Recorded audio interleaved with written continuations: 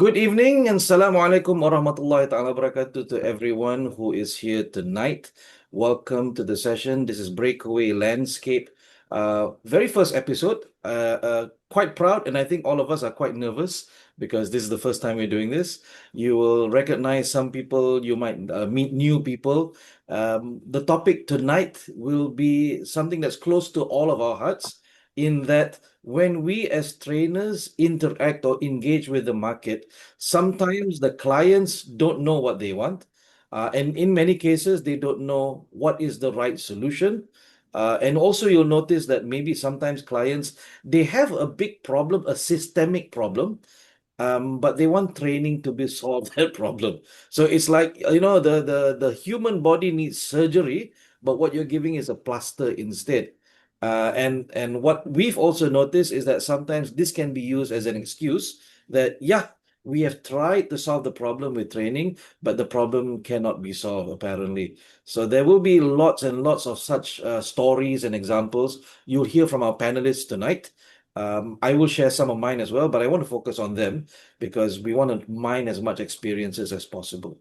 So, welcome everyone to the session. The topic is, of course, when training is not the solution, how organizations, how clients misdiagnose their problems. And when we use the word diagnose, of course, we're talking of, like a doctor.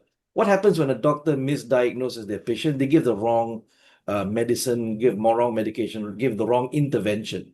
So being trainers ourselves, we have a good lineup tonight. We have people who are trainers from external, efforts, right? We are consultants from the outside, and we also have people who are from within the organization or have most recently been within the organization and are now trainers as well. So they understand both sides of the story. So tonight we will give you as much as possible a rounded perspective so that it's fair. At the same time, we want to be able to share some very interesting stories without naming names, hopefully. Some case studies, some examples from all of our experiences. That being said, thank you again for coming. And I would like to go through the panel, introduce them one by one. We have here tonight Cik Maya Hashim, our L&D consultant. We have Zaitun Abdullah, who names herself the HR gardener. So get to know her better. She brands herself that way as a human resource person. And I know her that she's someone who actually cares for people. You know how sometimes people say HR is not your friend? Well, I think Zaitun is your friend. We have Hilal, who is a learning experience and talent development specialist, and you'll be learning a lot from him tonight in terms of what we are able to do with our clients. Mohd, who is also currently still an L&D practitioner within an organization, she'll give us her experiences. And Mel Hatta, a behavioral analyst specializing in DISC. So she'll be sharing some of her insights as well. Last but not least is Chegu Shari, a learning and performance specialist. You see that color that we picked out for him? That sort of indicates where he's recently from. So I won't let the cat out of the bag. I'll let him introduce himself. And if he's kind enough to tell you where he comes from, that's up to him. All right. So, ladies and gentlemen of the panel, if you are ready to go, give me 2 thumbs up. Well done. Thank you. So I wanted to keep the introductions as brief as possible so that you guys get the benefit of the experience. We will be doing questions in 2 rounds, and these are questions that we've sort of collected to identify what do people want to know.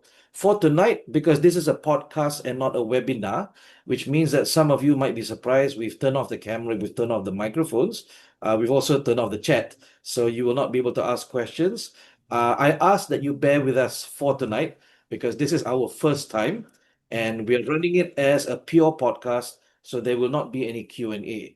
However, as time moves on, when we do more of these podcasts, webinar style, we will give you the opportunity to ask questions. But for tonight, to help us with our nervousness, we have prepared questions and we're gonna answer those questions. All right. So first off, we're going to ask this question to Cik Mai Hashim, our L&D consultant, in regards to training. So we start off very simple. When we talk about defining training and individual outcomes, here's your question for you. What does training truly mean in today's workplace and at the individual level? Each and every employee within the organization, what specific capability or behavior changes should their leaders, right? Their line managers or their senior managers, what should these people realistically expect from their employees when they become participants? After they come back from a learning program, after they come back from a course, what realistically should they be expecting? Should they be expecting, these people become experts after a 2-day course? So our question to you would be, what is realistic in terms of what their leaders should be expecting? All yours, sir. Okay, thank you, Nazrin. I'm Hashim. Okay, I've been doing training for the past 26 years since 2000. So, this evening I'd like to start with two parts actually. One is why people are sent to training, and number two, what is training itself. So, there are many reasons why people are sent to training, simply because at the end of the period or the involvement in training, companies expect them to perform. That means what they to learn during training, three basic things. One is knowledge, which they able for what they need to know in order to do the job. Number two is the skill, whether they have the ability to perform on the job or not. And then number three will be the attitude, which is what they feel and what they believe. And most people, when they are sent to training, it is hoped that they know why they are sent there. Sometimes because they don't know certain things or don't have the certain specific skills, they need to upgrade it. Maybe they need to increase their knowledge, or maybe they need to change their attitude. So basically, when we talk about behavior, at the end of the training session, we trainers, what we can do is we create them awareness. Yeah, why are you here, and what's expected of you when you return to work.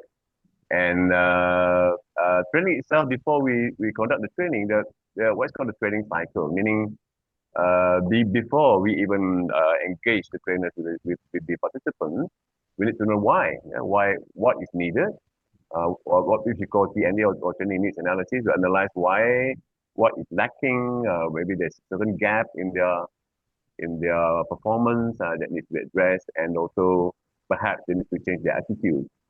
So at the end of the training, supposing it is a 2-day training, specific topic, what the trainers can do is to bring them to level awareness, why you are there, where are you now, and where you're supposed to be. So when they come back, what is expected of them at the individual level is for them to change their behavior. But because it's adult learners, sometimes it may be a difficult thing.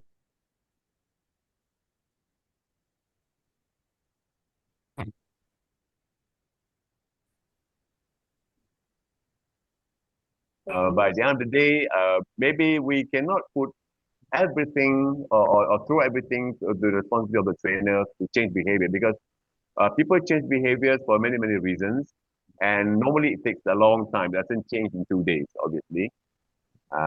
So we have to be realistic about it, because our theme is about training can't change everything. I mean, don't blame training for everything, because training is just a part of the input or part of the process they go through. And especially for adults, when they come for training, they already have certain built-in mindset or certain fixed mindset. And what we can do is to challenge them. Is what you're feeling now the right thing to do? Is it what the company expects from you? And how do you put yourself?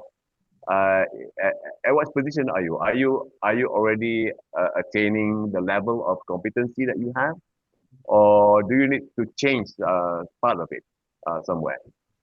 So it is a combination of these things, and to change behavior, they need to start with level one, which is awareness first. They need to be aware that I need to change.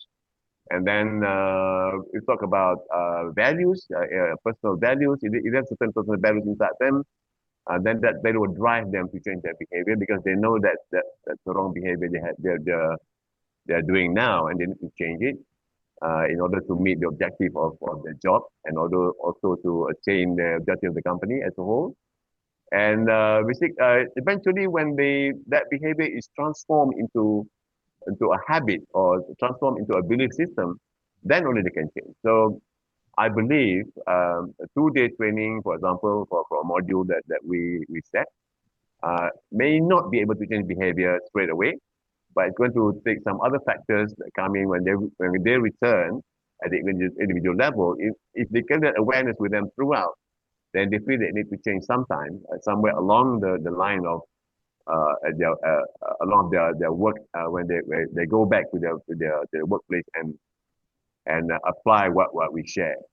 So my experience when we shared this training at the end of the day, at the end of the 2 days program, for example, we will ask them, okay, what aspect of your job you want to change? We ask them. So we make them commit to it and perhaps give them some kind of action plan for them to change. So that's my sharing. Thank you very much. So what I understand from you is that if we don't have direct access into the client side, right, the best we can do is to prepare those participants to go back to take action on their own. But it'll be interesting to know if any of our panelists have an idea, how can we make that learning sustainable by working?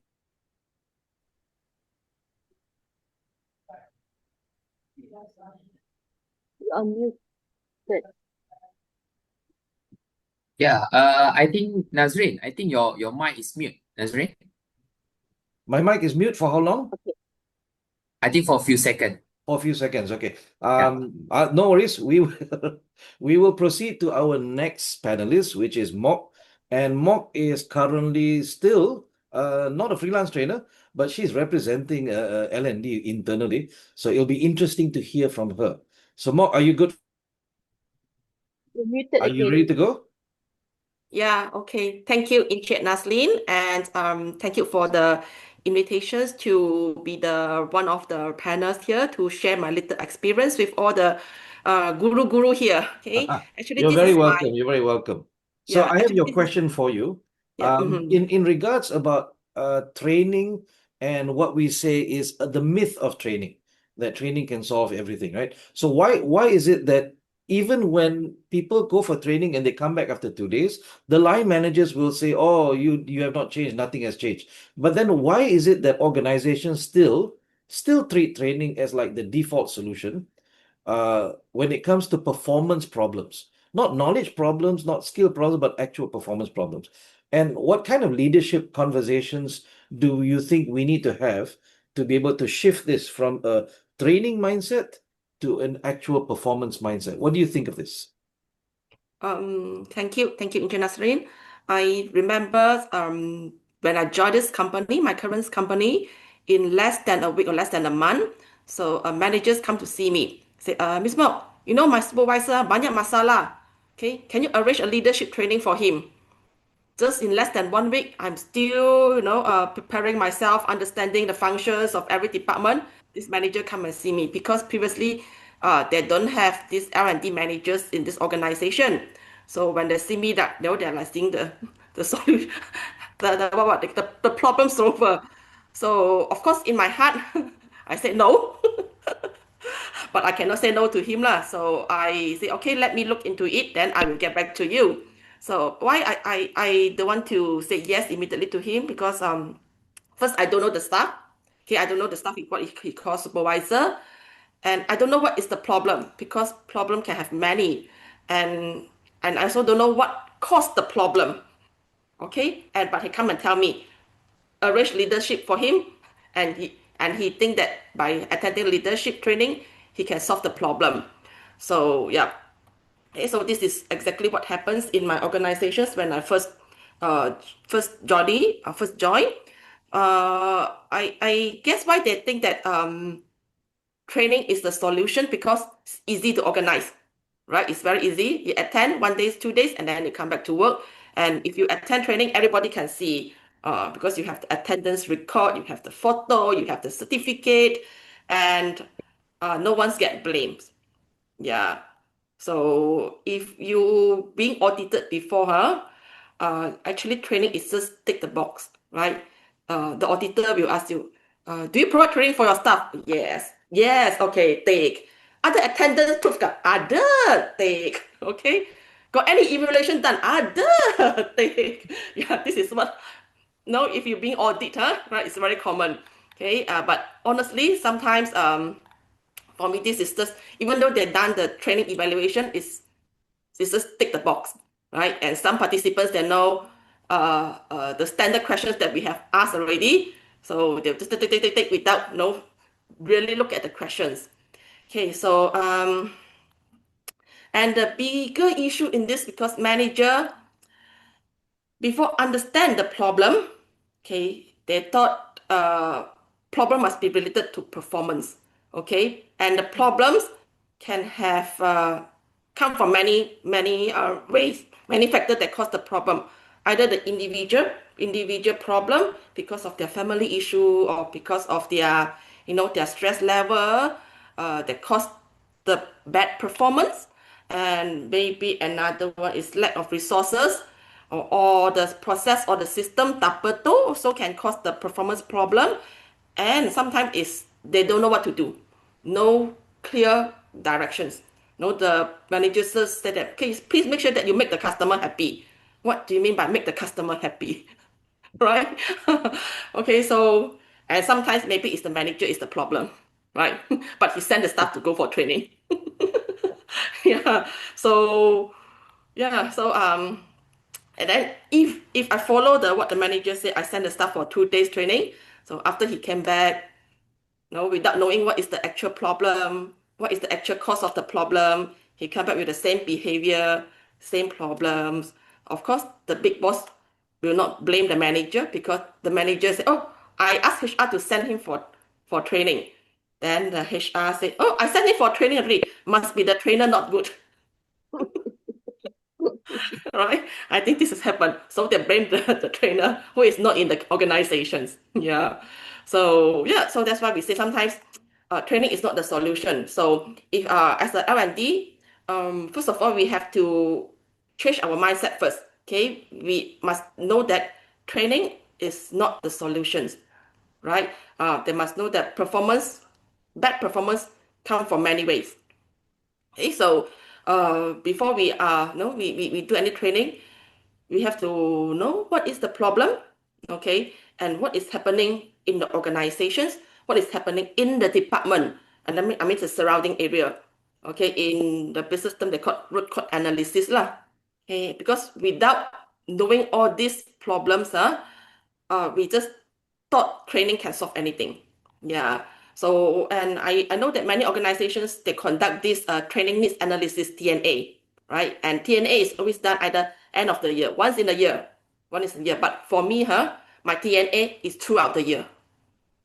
Yes, it's throughout the year, honestly. Okay, because why? Because our business changing, new problems coming in, people change, HOD change, environment change, and now it's the war, okay, coming in. Oh Yeah, my. so many things changes, so we cannot use the TNA that we have done, in the year end, and then plan it. So for me, my TNA is 365 days. Wherever I catch the managers, okay, I catch them, because don't assume all the managers they know what is TNA. Okay, because TNA, all these are more to HR term. So first of all, we must sit down with them, understand their background, and we ask them, like, I used to ask during my first, second, third month. I call some of the manager. So I asked them, like, okay, one of the role, okay, what kind of competency that you need for this role?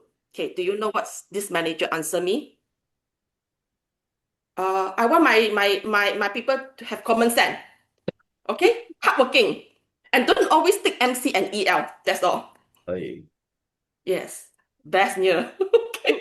Okay. Yeah. So this is what she so-called competency. Okay, must have common sense, hardworking, don't always take MC lah, EL lah, all this.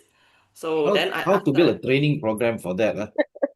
yeah. That's why Thank- my first, honestly, my first year is memang challenging, very challenging. Okay, so Thank you very much. yeah, this is I was thinking what you said, right? The line managers don't understand HR, right? They don't understand HR terminology. So I'm thinking, they have out there courses like finance for non-finance yes, people, or the they HR got for the HR for non-HR non-HR. people. We should have someone, and maybe the panelists tonight, or maybe participants who are listening into this, L&D for non-L&D people. Just imagine, right? If you could teach all the senior leadership, the Yes. management, L&D for all non-L&D people, so that you actually understand, wahai Yeah. leaders, what can Yeah, and cannot be solved by training. Yes, because previously I'm from education. So, Ah, education people, they understand all these things. Even though they don't understand, they will find way to find it out. But my right. current industry is logistic industry. And logistic people is very hands-on one. Yes. Okay, if you tell them L&D lah, T&A lah, they don't understand what is this. Yeah, okay. But I don't blame them, okay, because if they talk about the logistic term, I also don't understand. Yeah, so then okay, so this is where we need to guide them lah, huh? Okay, so Thank you. yeah, Thank so you very and much for that. sorry? Thank you very much for that. Yeah. So what I start to do is because we have more than 1,000 staff. Okay, Mhm. so if we get everybody to attend training, it's impossible. Right. Yeah, so I try to make friends with them. Okay, make friends with them, and then sometimes during lunch times or during some of the chit chat sections, I tell them, what is training, what is learning. Training is not just attending class. Then I tell them, most of the things that we can learn is during a hands-on. Yes. Then I remember one of my mentor, Mr. Joshua. I think some of you know him. He told me that most people learn by practicing and then they can remember. If you learn by reading books or reading theory, they may forget the next day. So on the job training. That's why even though you don't ride the bicycle for many years, but you still remember how to ride the bicycle after 5 years. True. Yeah, so I try to use all this metaphor to explain to this the line manager. Okay, and I say, since you are so experienced, right, I can help you to become the subject matters. Yeah, subject matters. Then I help you to develop your slide, everything. Then you can conduct training for your internal staff. Then of That course they takut. ini They takut. buat kawan So je. yeah, they takut. I said, no need to takut. Then I able to convince one of the manager. Okay, he developed the slide, everything. I said, okay, I don't get you to train the staff. I bring you to the university, you talk to the students. And he's very happy. He able to share, with the student. After that, he become no more confident. He know that he can teach. No, he can teach. Yeah. So this is why I slowly. It took me about 1 year, okay, to brainwash the line managers lah. Okay. I hope And they're not listening in to this.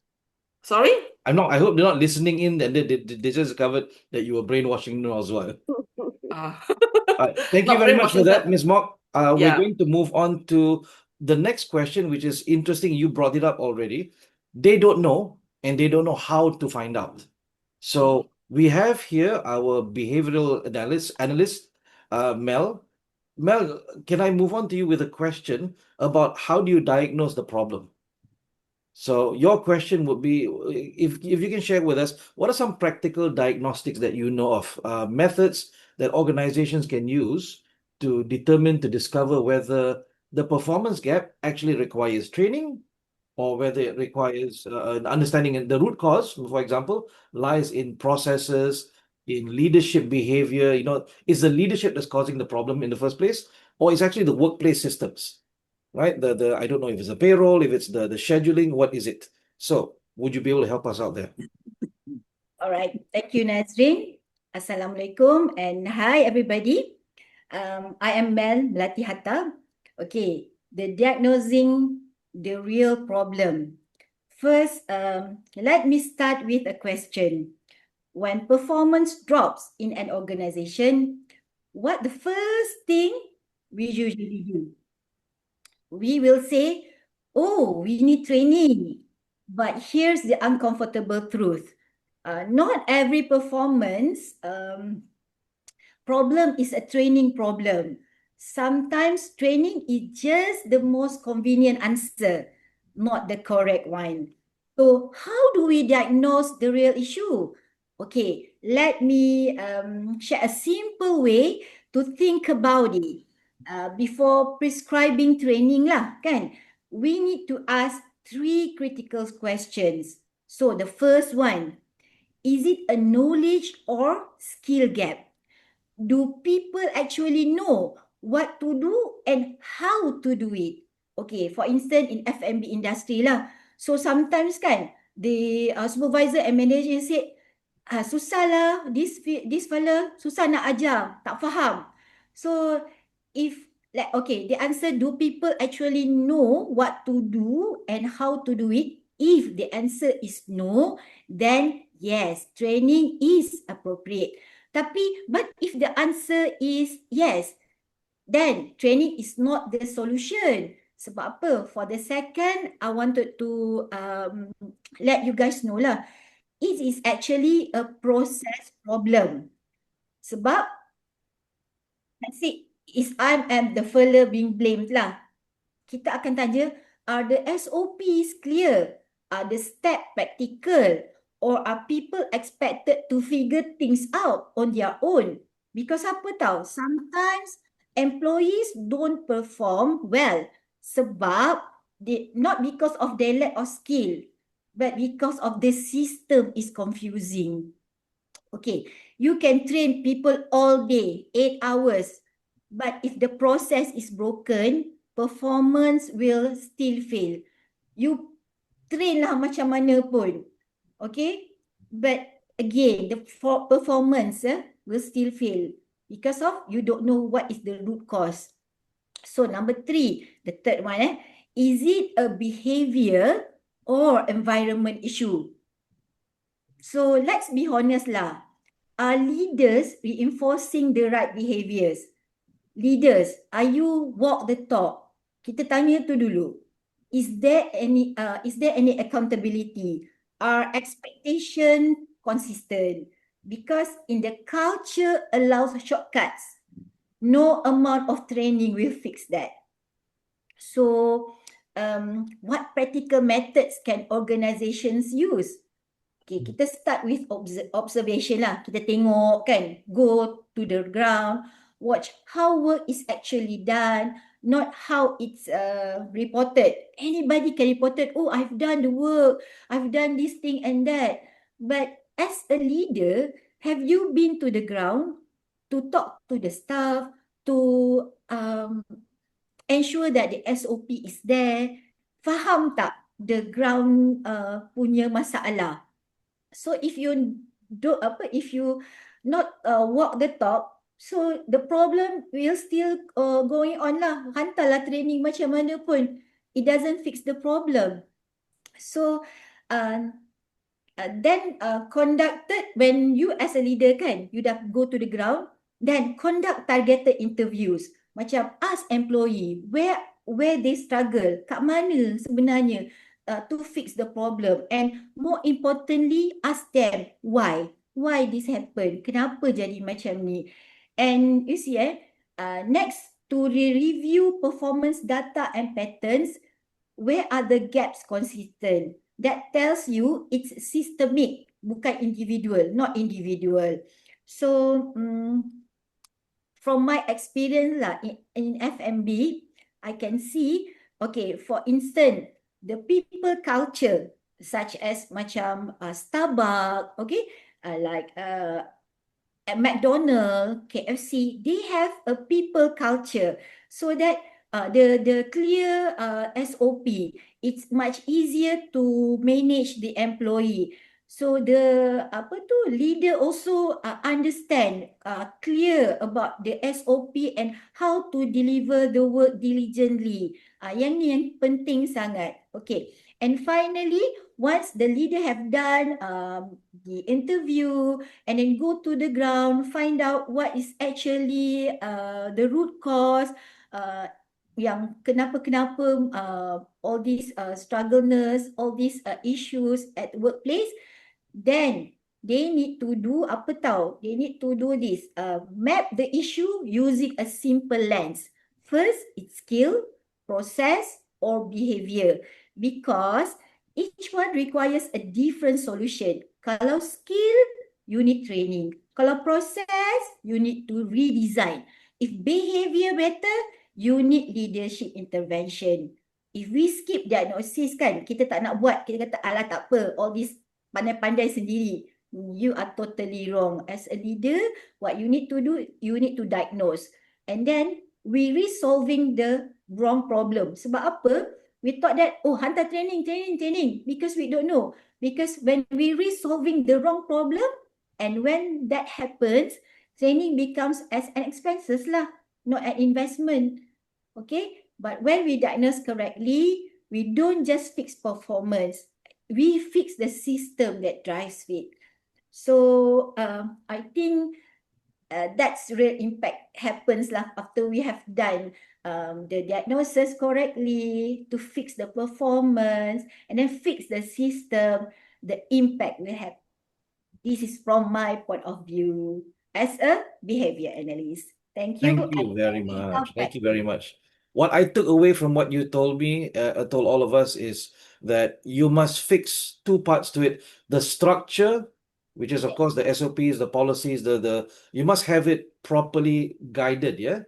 And then you must also work with the culture.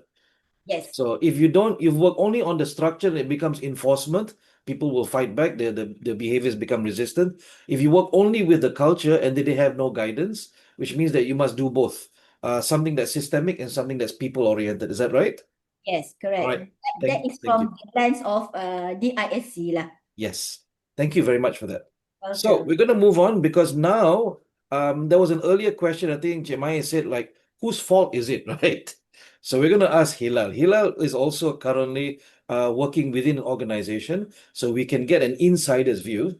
Hilal, when we talk about the ownership of the results of a training intervention, so when any learning intervention like training or coaching or sometimes team building, when that's introduced, who actually owns the outcome? Is it HR? Is it the trainers themselves who sometimes get blamed because the training didn't work? Or is it the business leaders? And how should accountability? We talked about diagnostics, about understanding it. Now the output is how should the accountability be structured to ensure that the results actually happen? Right, okay. Assalamualaikum and good evening, everyone. Okay, first of all, thank you, Nazrin, and all panelists and also all the participants today. Okay, so this is basically a question that I think most of us is still figuring out. Okay, so who owns the outcome of this learning? Okay, so basically when we talk about learning, okay, we have so many stakeholders. We have the vendors, we have the HR, we have the trainers or facilitators, the business leaders, and many stakeholders. But the question is, who owns the outcome? When we talk about outcome, tonight, I want to focus on three, I might say three segment or three groups. Basically, HR, the trainer or the facilitators, and also the business leaders. So today, I would like to bring in the perspective of company, because I think most of us here is the trainers, right? Trainers or TP. So because I'm also a trainer, but at the same time, I'm also working with consultant and everything. So from a company perspective, the ownership of learning outcome is basically is a share. Okay, but ultimately led by the business leaders. Okay, so we go one by one. So today I would like to focus on three. The first one is business leaders. So business leaders own the outcome because they are accountable for performance, results, and ROI. So when we talk about learning, we will talk about training or any intervention. Of course, at the end of the day, it's all about performance, it's all about results, it's all about ROI, revenues, everything, right? So I think this is the thing that we are all aware of that.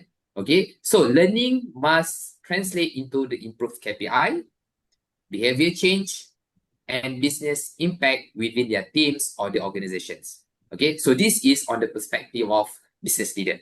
Okay, so second, all right, HR or L&D. Okay, so HR and L&D is basically acts as enablers and architect. I bring in that analogy lah. So HR and L&D is the one who are the enablers and also the architects. Okay, with one condition, satu syarat, HR or L&D must know how the learning ecosystem work well. Itu syarat dia. Because I know some of HR or even L&D person also not really aware about the ecosystem.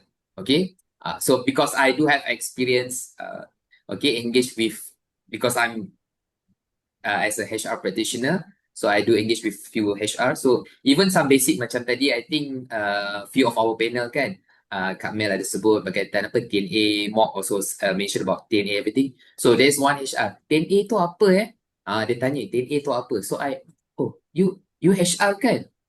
Ya betul. Oh, TNA tu macam mana Cik Ilan? Saya I pun macam okay, tak apa. 10A tu kita explain kan.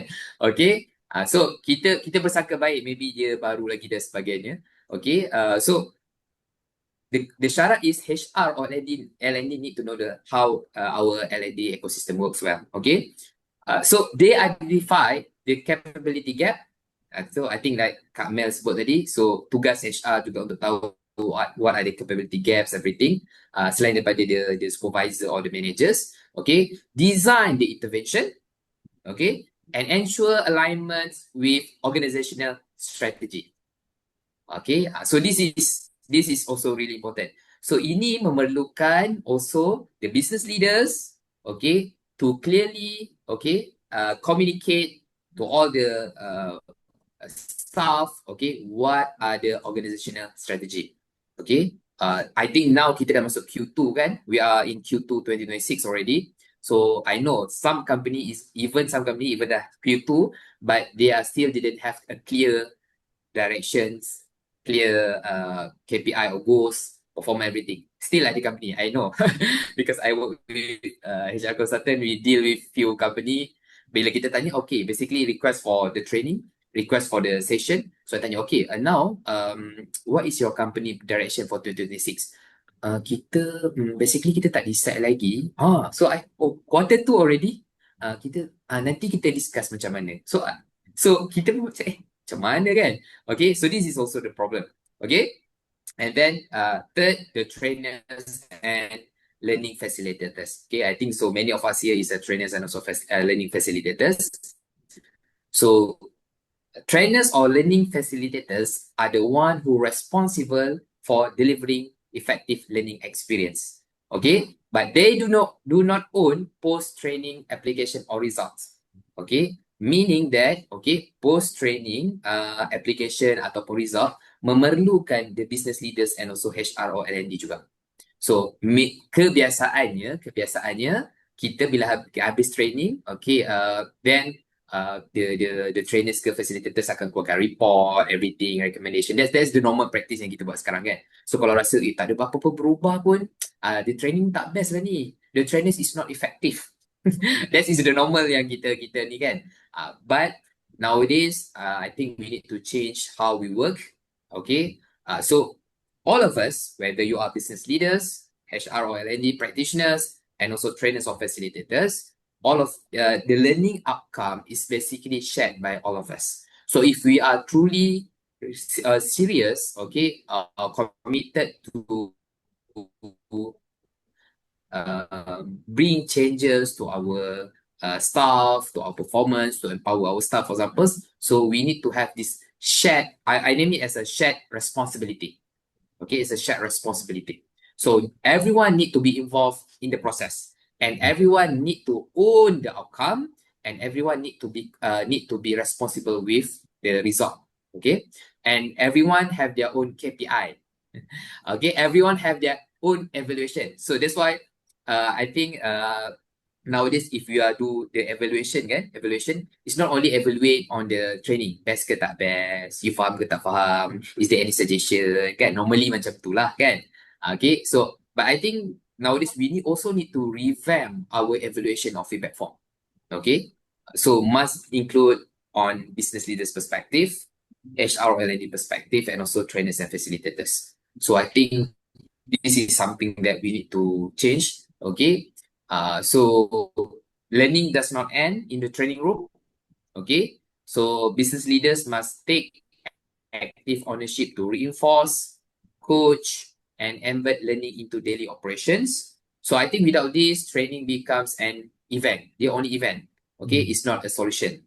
Okay, if kita tak change how we own the outcome of the learning. Yep, I think that's all from me. Nazrin? Thank you very much for that. It was interesting to hear you say that there are people, HR people you met who don't even know what TNA is. Well, to be fair, I have met trainers who also don't know what TNA is, because probably they became trainers without being part of the L&D ecosystem, right? So they know how to train, but they don't know Yep. where they are in the process, overall process. What are they sending these participants back into the organization? What continues after that? In fact, they don't even know what comes before that. So as much as sometimes we talk about clients not knowing what they want, sometimes even trainers have this problem as well. I think Maybe it's they systemic didn't lah. attend the TTT. Well, we all attended the TTT. I don't know how much we remember about it. So I will say this, that maybe sometimes we need a refresher. Maybe it could be, maybe we Yep. could run more of these podcasts where we help trainers to better understand what are those missing Swiss cheese holes like we can plug those gaps. But thank you very much for that, Hilal, for giving us an insight, an internal insight, same as Mohd, yeah. So we're going to move on to our HR gardener, Puan Zaitun, and your question will be related to how do we create that executive alignment so that we can actually raise our concerns to leadership so that leadership understands what we need. So your question will be, how can HR and L&D leaders reposition training from being seen as a cost, as an expense, and being recognized as an investment? Because when you spend for something, you don't actually track. It's okay, itu loss already lah. It's an expenditure. But if you treat something as an investment, you will monitor, you will track it. So how do we raise this conversation to that level so that we can actually drive measurable organizational value? HR Gardener, all yours. Thank you, Nazrin. Assalamualaikum, everyone, and good evening. So yeah, I'm a HR gardener. Maybe a bit of into that before I go into the main question. I spent the first 8 years of my career in L&D, and I spent the last about 20 years in HR space, and now I'm a gardener. I have a kebun, but I also do a lot of work in the space of talent management. So I see a lot of correlation between growing talent and growing by pokok-pokok. So that's why I feel I'm a gardener literally, but I also grow people's potential and strength. So coming to the question that was asked, I think my experience from the first 8 years of being in the learning space and was a learning manager, was a trainer, we used to talk about what is our training cost, our learning mandates, we are very much into positioning ourselves as cost center rather than as a investment center. But in the last few years of my role where I've managed learning and development overall, I think the way to shift the conversation is really to elevate the conversation. So as HR leaders and as learning L&D leaders, we first need to align ourselves to the business. And I think somebody mentioned, I think Hilal and also earlier on, Melati talked about what the bigger picture. So I like to share something that I learned from in the recent past. What are the things we need to do? First, look at what are the strategic values that our learning plan will help the organization address. So, for example, is it about growing the revenue? For example, in my first organization, we were trying to grow the revenue from 700 million to $1 billion business in 3 years. So how can you then go to management and your board and say, by doing this learning intervention, this is how we're going to get our business results in 3 years as what the organization wants? Or is it about safety culture? Now, in the past, in my previous organization, it's all about safety was a big thing. How will this learning intervention able to reduce our incident and increase safety awareness? So all about strategic value, because then the board and the management will see this as an investment if we are able to help them with that. Secondly, what would be the transformation that you target? Because talking about strategic value is one thing, but how does it translate to real, tangible outcome? So if we talk about coming back to revenue, increasing revenue to $1 billion in 3 years, is it about doing back, is it sales coaching that we want to do? We want people to do better sales, to be able to close sales better. Or is it about creating awareness so people are more safe, and people intervene when they see unsafe acts? So what specifically are we transforming? So coming back, is it the behavior that you want to transform, or is it the process that you want to improve? So all those things, what are the transformation target that we have? The third, coming to what Hilal said, the embedding and sustaining of that learning. So yeah, you go for training, you're all excited, but how do you then make sure that it's embedded within the organization?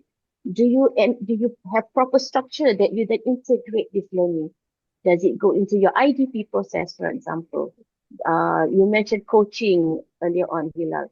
So, how would this reinforce that learning and then continue to be embedded as part of the existing way people are doing work? And the fourth part is about it has to be performance driven. Okay, I think Cimai mentioned, even Malati mentioned, is it performance driven? Because if people go and they come back and then that's it, you now have to go back to your normal life because training was a nice break from work and then you come back. So it's not tied to performance. So people say, nice break, food was good, hotel was nice, now back to the real life. So it has to then talk about how does this not improve. So if I think back to the revenue generation, so now that they go for sales coaching, are they applying the technique? How has that improved in terms of business performance? Has safety culture has it really reduced incident? Have the near miss incidents reporting increased so that people are now able to recognize unsafe acts? So what exactly are you tying it to? Yeah. So if you notice, there are 4 things I talk about: strategic value, transformation target, embed and sustain, performance driven. So Nazrin would notice I put STEP, step, as something that I learned from Nazrin. Now, the next bit is how do we step up? Okay, it's not enough to do this, we need to step up. Now, the up part is first, the U is understanding the business strategy. You can only identify what is your strategic value by understanding your business strategy. So as HR, we cannot just operate at operation level. We have to elevate where we operate, because otherwise we will never get that seat of the table. We talk about, we have to sit at the table. It won't, because if you don't talk business, you don't get that respect. So you need to then understand what is the business strategy, what is the business goal, what is the numbers you're looking at. And then you have to partner your leaders.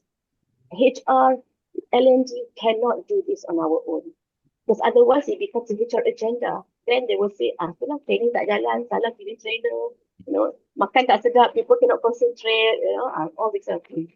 So you have to partner with the leaders, because you do need the leaders to then carry on with the embedding and the performance driven.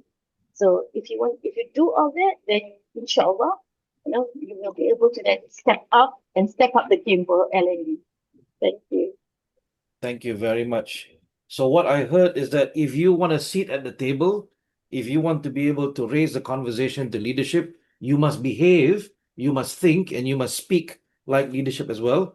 Because if you maintain your role as HR manager and you're talking about your KPIs rather than how it contributes to the bottom line of the company, then you will forever be sidelined as a cost center, and you will never be able to raise that conversation up. I think some of the organizations that visually you can tell has gotten there is if they have a chief learning officer. Because if you have a chief learning officer, in my mind, that means that this person is tracking and is responsible for the investment of the money and will be questioned about it. So but at the same time, I've also recognized organizations like that, they're very picky about the trainers and training providers they work with. So there's pros and cons lah. So if you are a trainer and you want an easy way into companies, look for the companies that have no chief learning officer. They will usually let you in easily. But if they have a CLO, then be prepared to be asked many questions about the effectiveness. Can you prove the effectiveness of your training programs and things like that? And since we're on that topic of proving things, right? I want to take this question to Cikgu Syahri here about data, about numbers, about evidence. So how can organizations use performance data and human-centered analytics? That's a very big word for me to determine to ensure whether the training is actually the right intervention or whether we have to work on operational redesign, process redesign, or even leadership change. What do you think?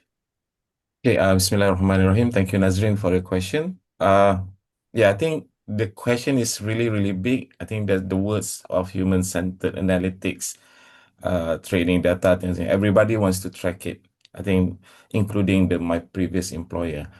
But I think just a little bit about myself. I think I'm the most junior L&D person in this room. I think because I just joined L&D back in July 2018, and I think from there I start to learning and then applying, and then it happens I have good mentor, good coach, and good teachers as well during my journey. So I think from the color of my background, you know where I'm from. So I'm not going to mention it, but I'm starting to be a freelance since December 2025 after the right sizing exercise. It's a blessing in disguise. So I happen to know all of your marvelous and wonderful guys over here. So let's look at, based on the experience that I have had in those organizations, and also reflecting my previous experience in other organizations. So I can summarize that it's very expensive mistake when organization applying a training bandage, you call it training bandage, to a structural wound.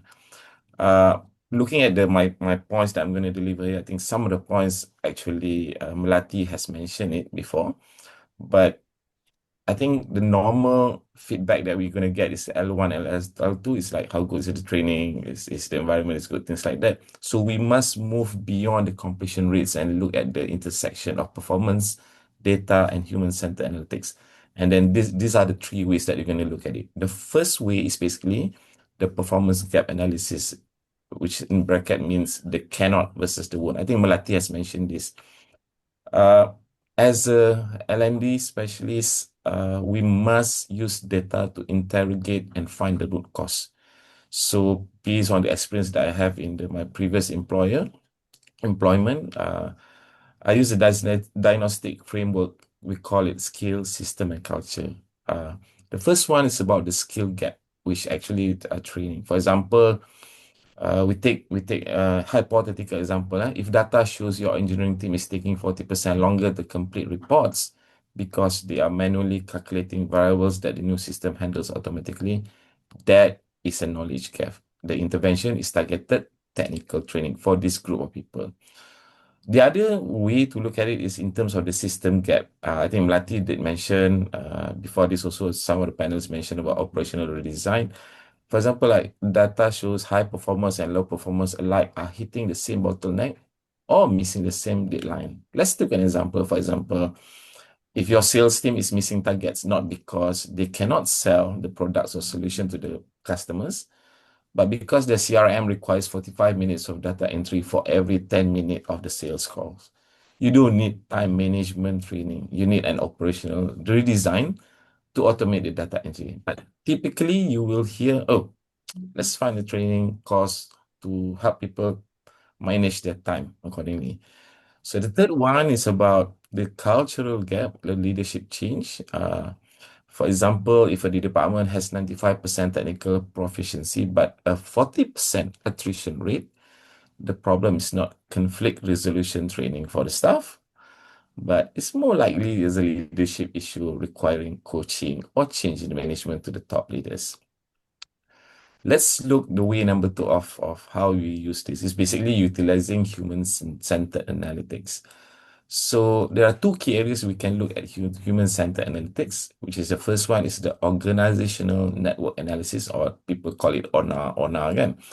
For example, data shows a project is stalled, lambat lah.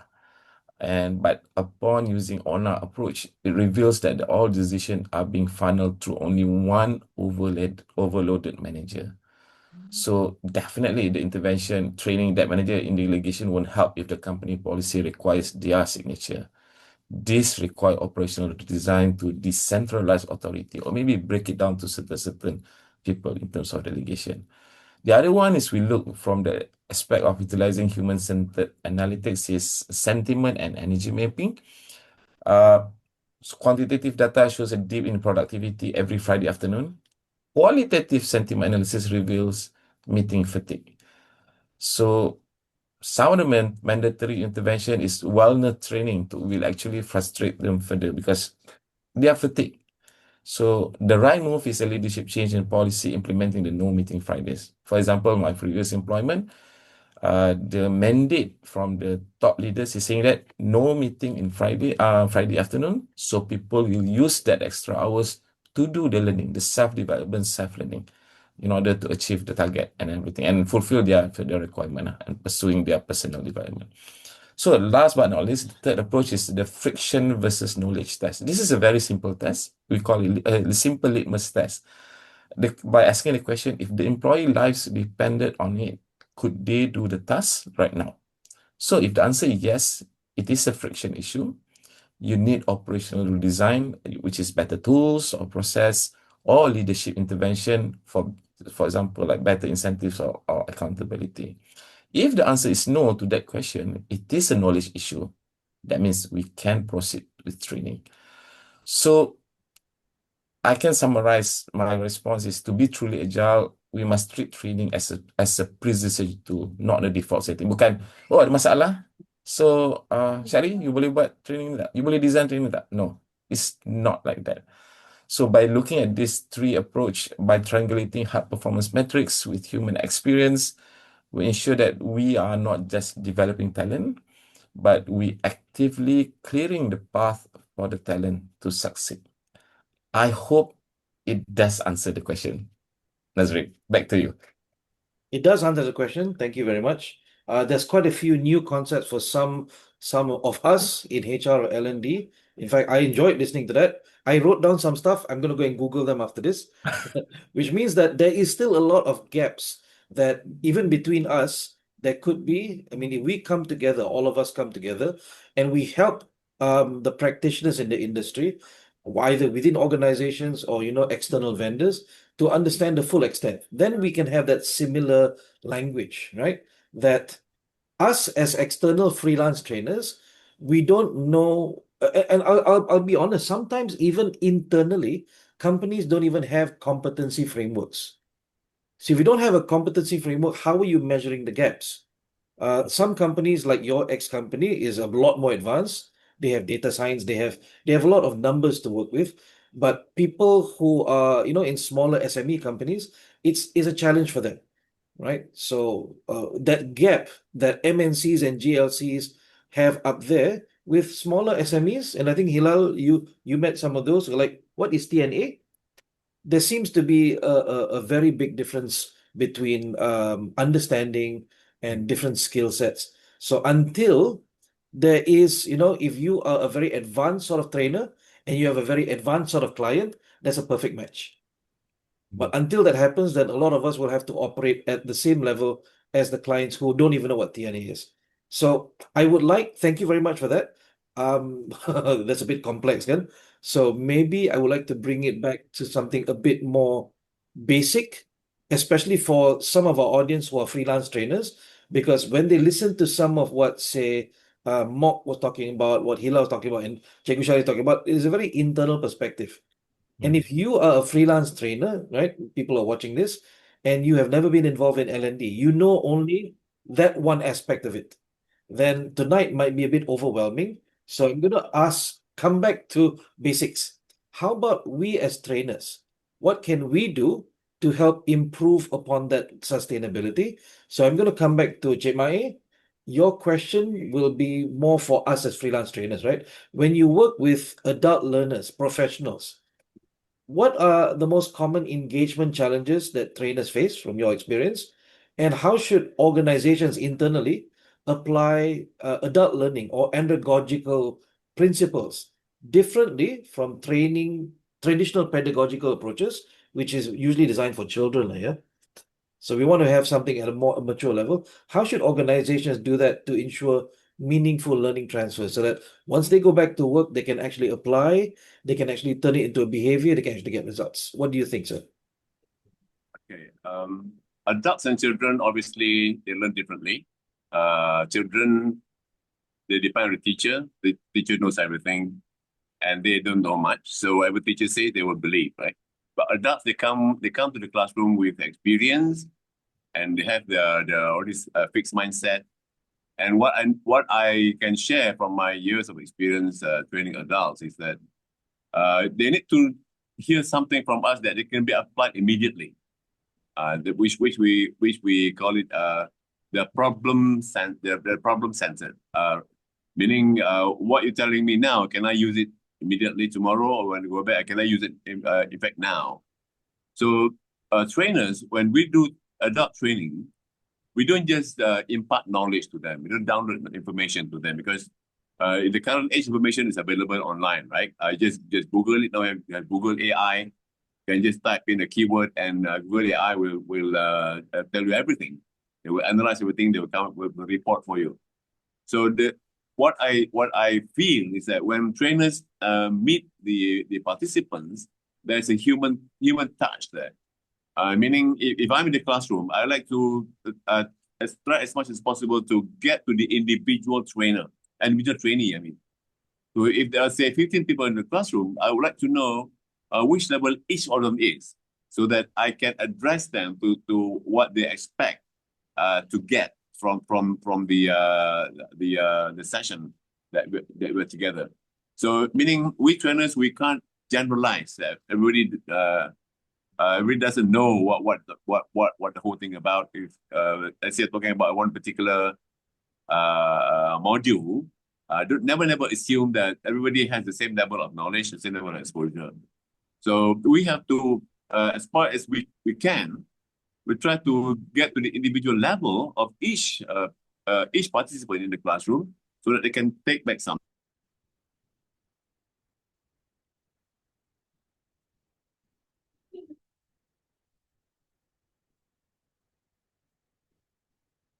Or even 2 days ago, I encountered a classroom where about 5 people have worked for more than 20 years, and some are coming for just a year or two. So that means there's a gap there in terms of experience, a gap in terms of maturity, gap in terms of exposure, and we trainers have to be fair to every single one. So what we need to always be aware, always be on our toes, is to see the response. How they respond to our sharing. If they tend to participate and they give their views, always encourage them to talk, always encourage them to share what they have learned so far, or what they encountered, what that would be more meaningful to them, rather than we are there and we lecture, we share, we download information. That's not going to give value to every single person. So I always call this a love triangle. So we as trainers, we are on one side, on the triangle, and then the employee is on the other side. They expect results from the training, and then the participants. So the trainers need to talk to the participants, and participants go back. They need to show results to their employers, and we have to answer to the employers if there is no change of behavior. So the love triangle is the tough challenge every trainer has to face. So we have to try our best. We're only meeting the participants when they come to the class, but we don't see their employers, right? And so we have to be aware all the time. Especially the most important part is about the pedagogy and andragogy. Pedagogy is teaching children, sharing children. Andragogy is about making adults learn. So the two parts there, training and learning. So we should focus more on the learning rather than training, because sometimes trainers feel, in Malay we call it short sendiri. I've done my best. I've shared what I should be sharing, but do we check whether they have learned or not? Whether they gained something from before the training and after the training? So that's the tough part, the challenge part. So in my approach, I always do what is called a reflective learning, meaning adults will only believe when we share things that comes from inside out rather than from outside in. Or we call it intrinsic rather than extrinsic. Yeah. Intrinsic means they know that they need to learn something. They know that they need to change. And when they go back, the likelihood of them change is much higher. Rather than we impose on them that you must change, which may not even reach them, at that level. So So it's always reflective learning. They give them experience. Then we always do simulation. Simulation means, for example, I want to teach them about communication. So communication is a process. So I teach the basic of what is a process. There's input, there's event, there's output. So simulation could be a simple activity where they learn, or if the input is right, the event is right, the output will also be right. So apply that to communication. If you want to say something to people, you must make sure you give the right input, right? The right words, the right sentence, the right meaning, so that when people process what the input is, they get the same output that you meant. That means they get the same message. So I find that it's very, very effective because adults learn from mistake. From my experience, they appreciate more if they make a mistake and then they realize, oh, I made a mistake here. I didn't listen enough. Maybe I used the wrong word.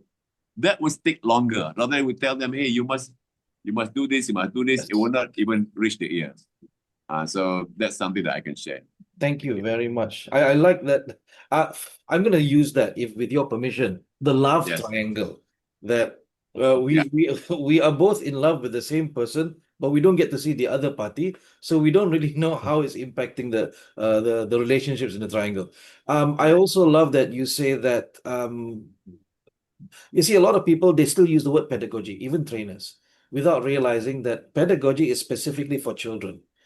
Interestingly, I have seen some trainees who I think pedagogy will be better suited for them than actually andragogy. There seems to be a trend in Malaysia where companies, organizations say, hey, is the training fun or not? So the training manager, their first KPI is the training fun?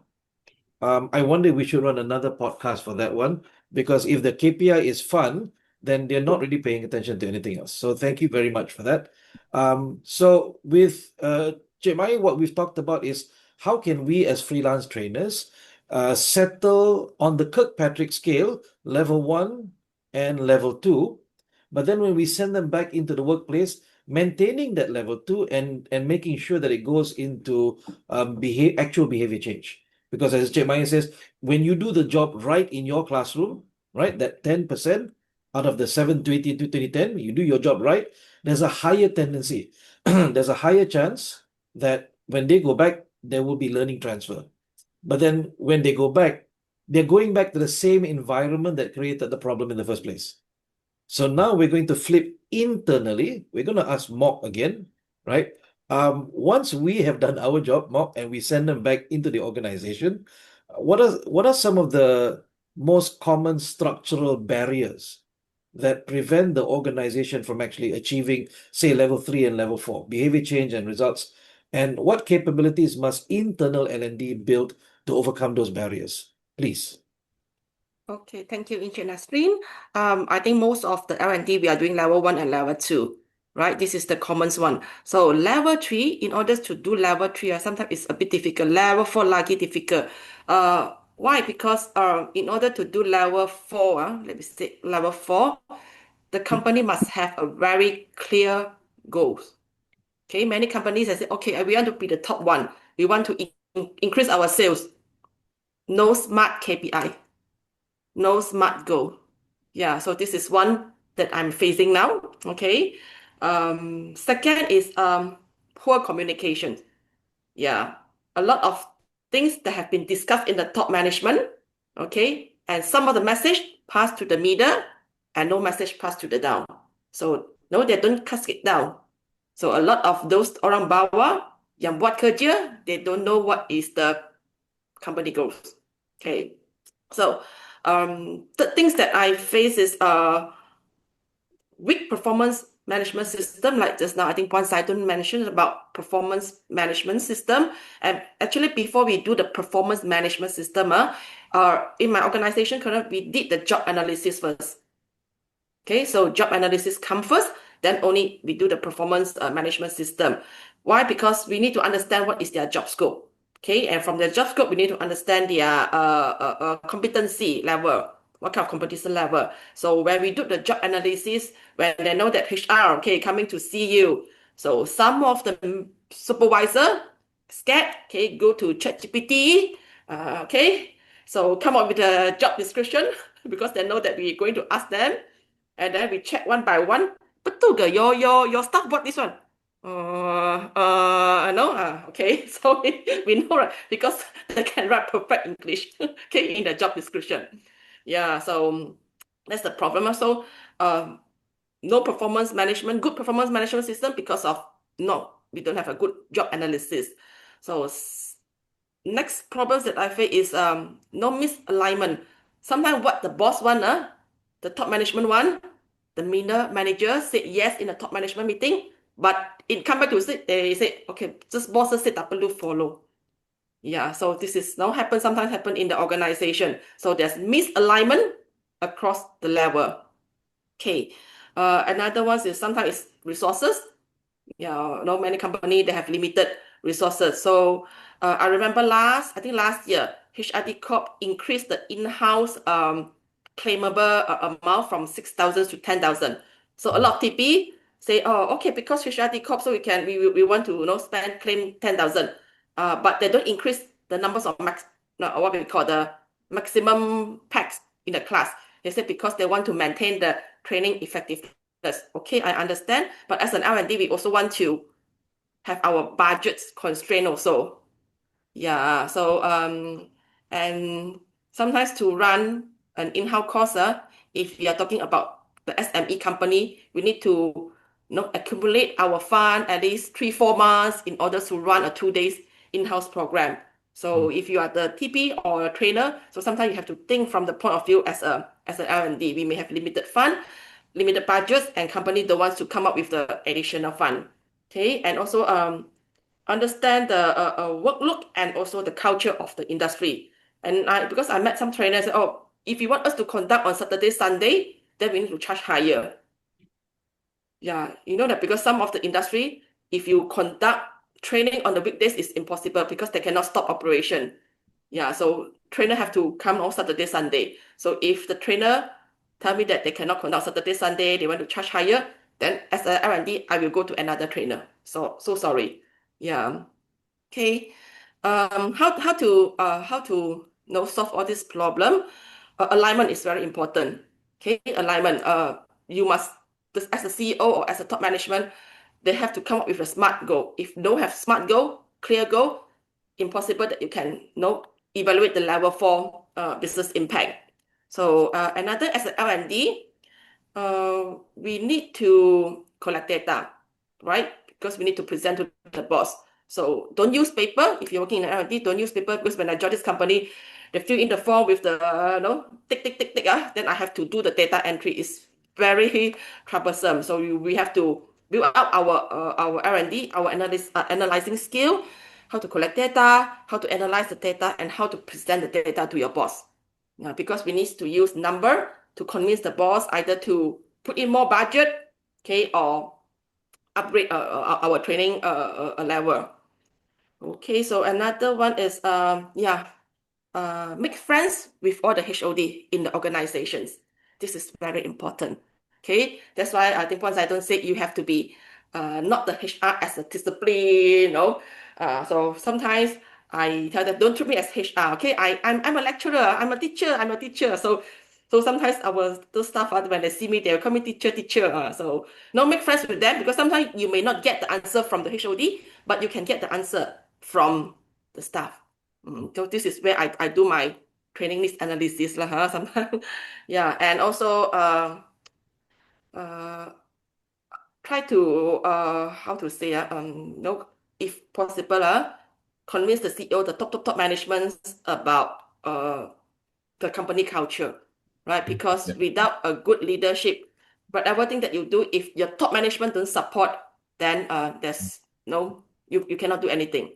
Yeah, so the most important is the top management. I remember last time in my previous company, I was with MSU, I can tell MSU, and our president, Professor Tan Sri Dr. Muhammad Sukri. I really respect him because he gave us the goal. Until now, I have now left the company for almost 3 years. I still can remember the 11 goals, the KPI that he set for us. Yeah, and every time he has the meeting with the top management, he have to make sure that the communication passed out to everyone. So if you go to MSU, you can ask anyone, they will remember from the top to the bottom. Yeah. Even though sometimes when my dean, after the meeting, they will come down, we have a stand-up meeting. So he quickly passed the message to us before she forget. Yeah. So communication, okay? Yeah. So, yeah. So if you want to business impact, right? A very clear goal. You must let your employee know what is their KPI, smart KPI, and you must have a good system, okay, to manage the result or manage the what we call the performance of your employee. Yeah, and make sure that everything that you do must be aligned with the business strategy. Yeah. Thank you very much for that. Yeah. We are missing one of our panelists. I hope everything's okay. But I think maybe loss of internet connection. So her question, Malati's question, which I was going to ask her, which is beyond delivering programs, right? What are the essential components of a sustainable learning ecosystem that continuously drives behavior change across the organization? And I'm sure everyone here, especially those who are still within organization, will be able to give their organization's input. But for tonight, I'm going to answer that question on Melati's behalf from my experience. And the only experience I can give that's ideal, I would say ideal for me, is the company I used to work for, which is called Accenture. Accenture now currently has 800,000 staff globally. That's 200K shy of 1 million. But when I was there 11 years ago, they had only 500,000 staff. So they didn't have an L&D department. They had an L&D organization. So if you can imagine, if I were to give the analogy of Petronas having Permata once upon a time, eventually becoming PLC, the Petronas Leadership Center. So it was an organization by itself. I think we had, if I don't remember, I think it's 4,000 staff. Just the Accenture Learning BPO was 4,000 staff, and we were not within one office. We were scattered throughout the globe. So every Accenture office will have at least one Accenture Learning staff. But we don't answer to the local Accenture country managing director. That's dotted line, but we answer primarily to St. Charles in Chicago, or close to Chicago, where Accenture Learning's head is. So what happens is, just like what Mohd was saying, be friends with the HODs. So what happens, you now have an invisible network where you can tap and feel the heartbeat of what's going on. Mohd has done something that's very it's on her own. Like, it's not part of a SOP, it's not part of a job description, but she can stay on the pulse of the organization. If you institutionalize that, right, then it will become something like PLC, it'll become something like Accenture Learning, where we have a clear understanding of what are the skill sets that are needed next year. Yep. Right? And in Accenture, they have a unit called CapeDev, Capability Development, which is based in India.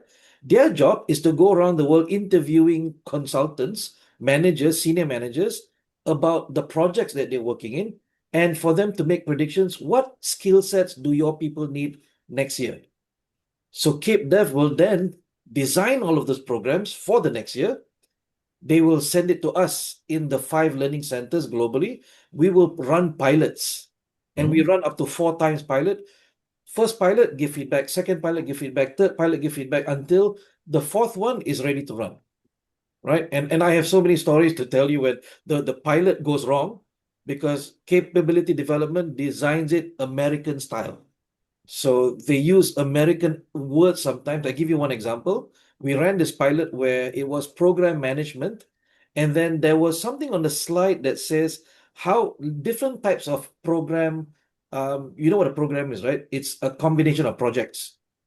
So you have 1, 2, 3 projects. When you put it all together, it becomes a program. And the program manager has a choice to how sophisticated to make their program. And one of those lines said, pimping it out. I'm looking at the facial expressions of my pimping it out. And one of our Japanese participants used his translator, and he was like, I don't understand what this means.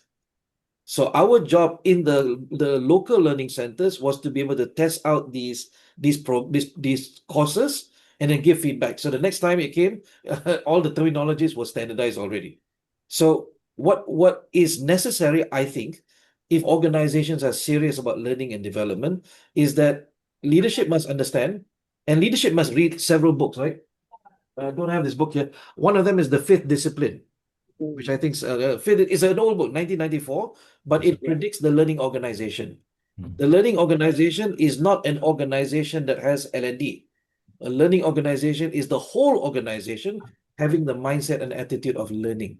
So what I always tell my clients is that, and unfortunately I benchmark off of Accenture, when you as a manager send your people for training, when they come back from training, what do you as the manager ask them?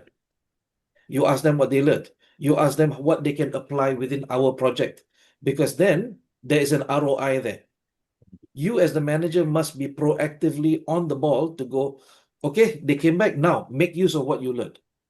But what we normally see in SMEs is that when the participants come back to work, managers say, well, I think Melati said that, did you enjoy your 2-day holiday? So I think the matter is not components, as the question asks. It is not components, it's more about how do you layer in, how do you make it part of the substructure of the HR, definitely, the performance management, the rewards and recognition, and basically out of every manager's training. Train the managers to be learning facilitators. Train the managers to understand the concept of learning as part of their leadership role, not only tell what to do. So I hope I've explained that question on behalf of Melati well enough, because we're going to go on to Hilal now. Connected to what I've just said, let's just say worst case scenario, like Hilal, if training were removed as an option. Okay, now I'm coming back to moderator mode. If training were removed as an option, what alternative interventions should organizations consider to address these performance challenges more effectively? What do you think? Right. Thank you, Nazrin. Okay. For your question, it's a very good question, basically, because I think for the past more than 20, 30 years, so we are always stick with training. Okay. And I think this one, if we look at a little bit on the history and also the evolution of L&D, last time we call TND, right? Training and development.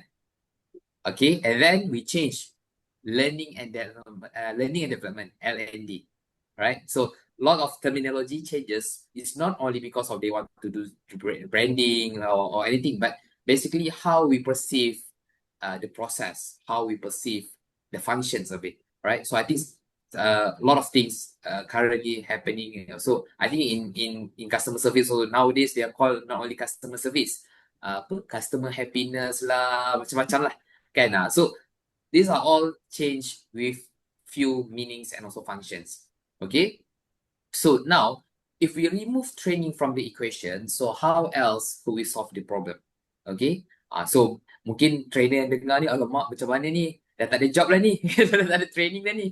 Okay. So, but this is also something good. Okay. If we reframe it, it is something good. Because of why? Because as a trainers, for example, I think most of us here is trainers and also learning facilitators. So it is a good chances and also opportunities for us to be more versatile.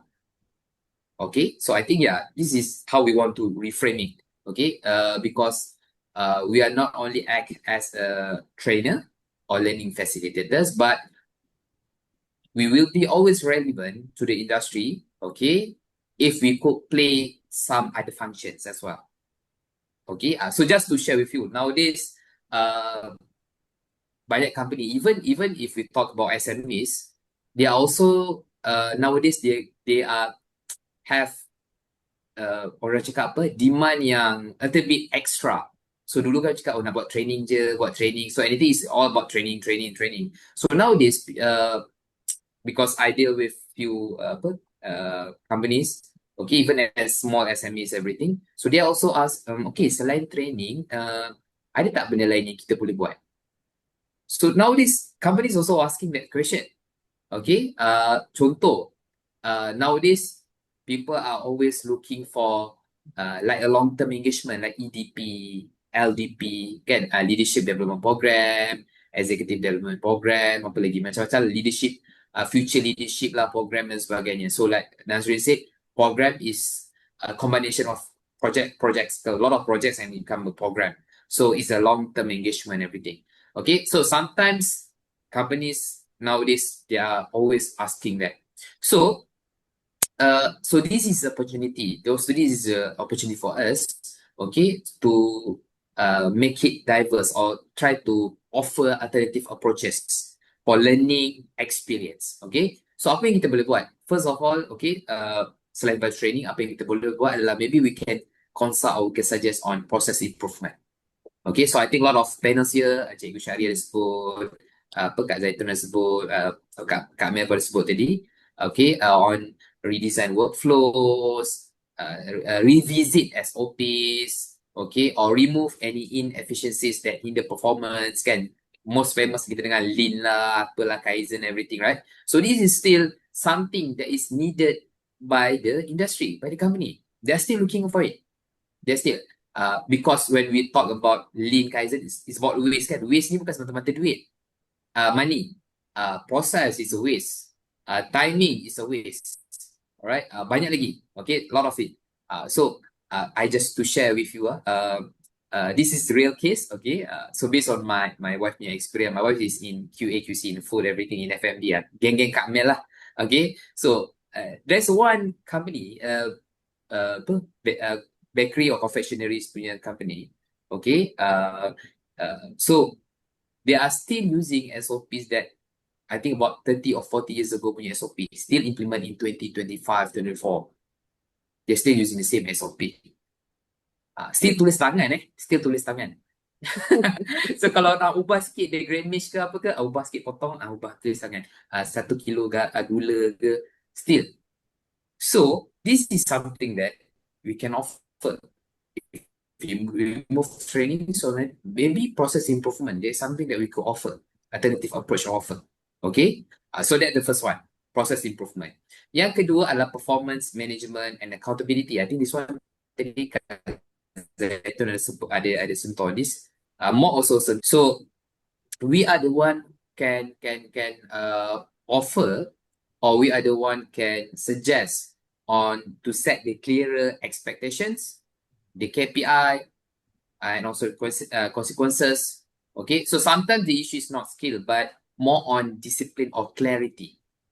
Okay, like I said, so some of companies, even the Q2 2026, they still doesn't have any KPIs, directions, and yeah, banyak. So still banyak lagi. Okay, alright. So this is number 2. Number 3, I think yang this is a famous one lah. I think nowadays ramai juga kita dah buat, which is coaching and mentoring lah. Okay, so direct managers involvement often has a stronger impact than formal training. Okay, so coaching and mentoring. So coaching and mentoring, if kalau tanya saya, in my perspective, coaching mentoring nowadays is a must-have skill for managers.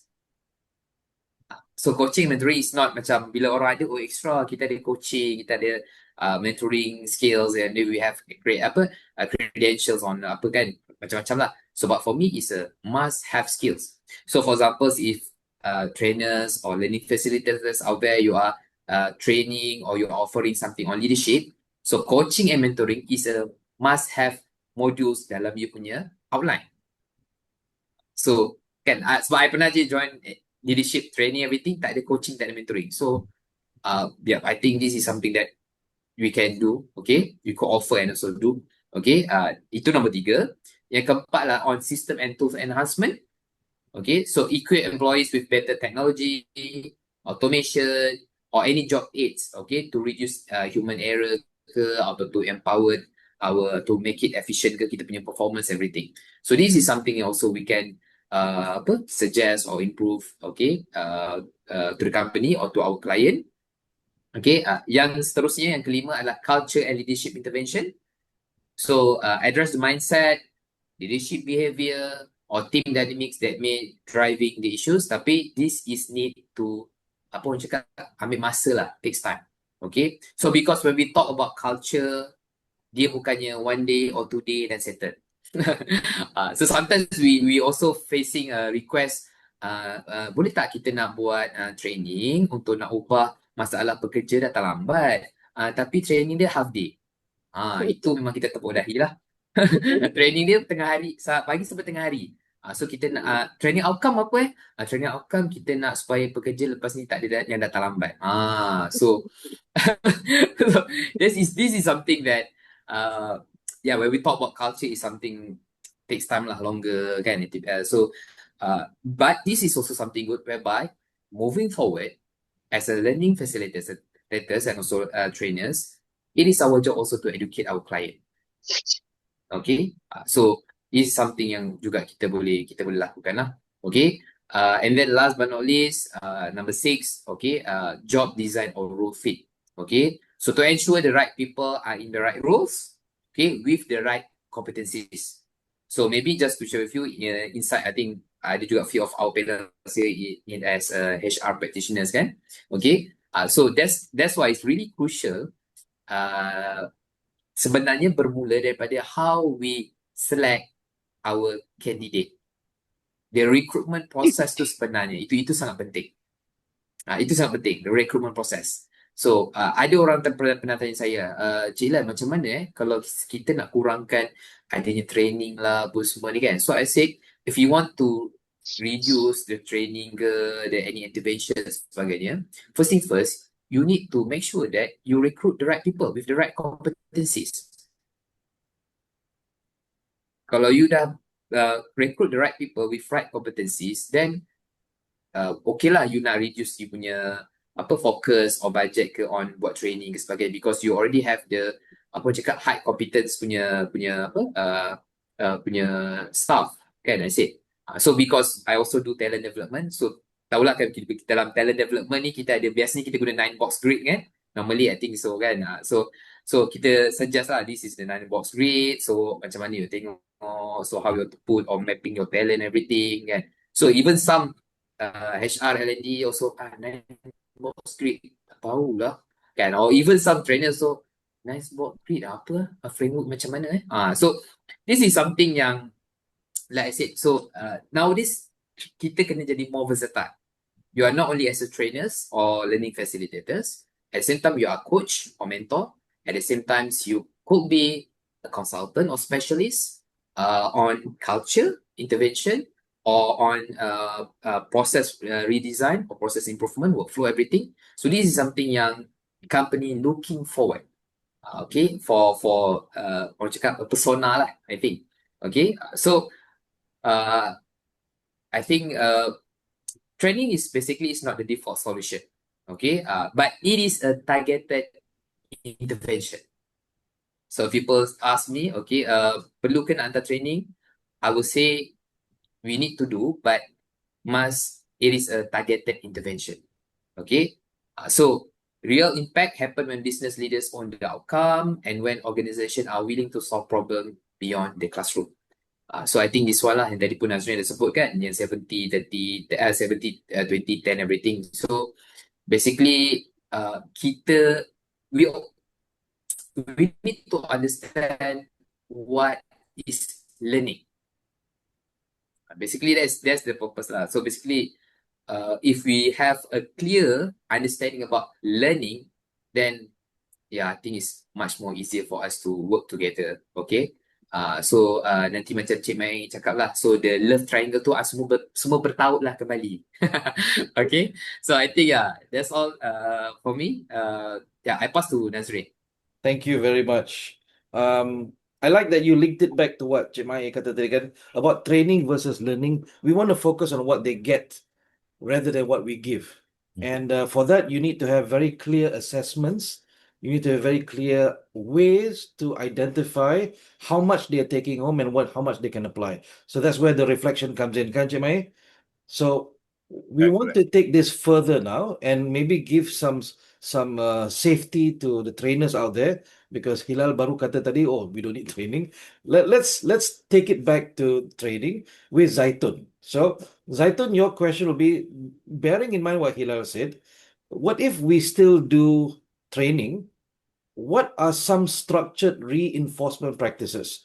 Like all of us studied the Kirkpatrick model, right?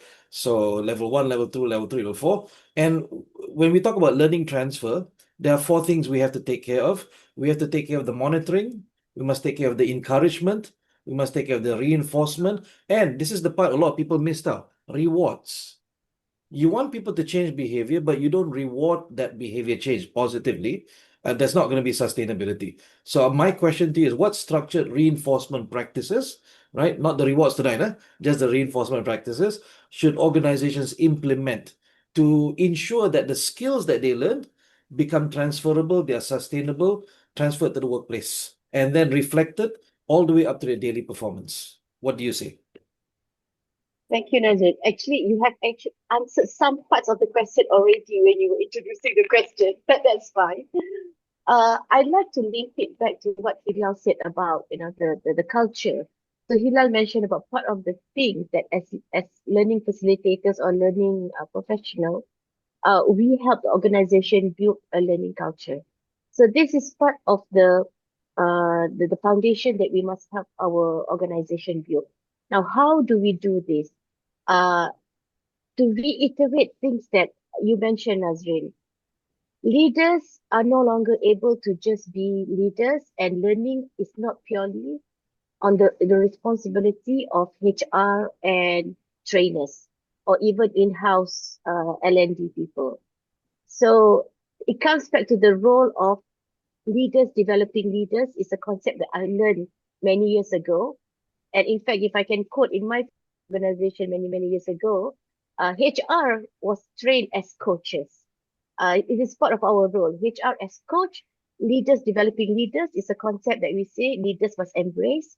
It is not additional to your job. It is your job to develop your people. So it's a change of mindset of how people see. So in terms of reinforcing this from the system perspective, you have to institutionalize how you embed learning. So coming back to if I talk about embedding and sustaining earlier on, a bit of more details and diving into that. First of all, somebody also mentioned about how do you reapply learning after people come back from the training program. So learning, embedding takes time. It doesn't happen overnight. So leaders have to understand that they have to create a space for people to learn. So they have to say, now that you've learned this, how are you applying this? Let's give you space to try this new theory that you learned, this new process that you've learned, this new skills that you've learned. How can I help you practice this more, embed this more? You go for a nice coaching certification training, balik-balik, nobody to coach because it's not your job. Your job is actually, managing people, managing process. So give them the opportunity. You go, whatever people do, they must integrate back into their work. That is meaningful, And then you track progress. And how do you track progress? Then you build this into the coaching conversation. So one of the things I always advocate is people must be comfortable having coaching conversation. And you don't have to go for certification of training as a coach. All you need to know is what sort of questions you ask, what sort of a conversation you have, managing difficult conversation, asking the right question. And actually, as HR people, we can give our leaders cheat sheet. You tak payah tahu, tak apa. As long as you ask this question. Because sometimes that's all they need, Actually, I tak tahu nak tahu dia apa. What do I say to my people when I have this one-to-one? I've had that questions asked to me before. Zaitun, how do I do this? I said, it's okay. You look, there are 10 questions here. You pilih mana satu pun tak apa. As long as you ask a few of those and you keep going in the conversation. It will feel awkward to start with, but you must keep on doing it and you feel more natural doing it. So teach them how to coach others, how to have difficult conversation, and then reinforce that learning.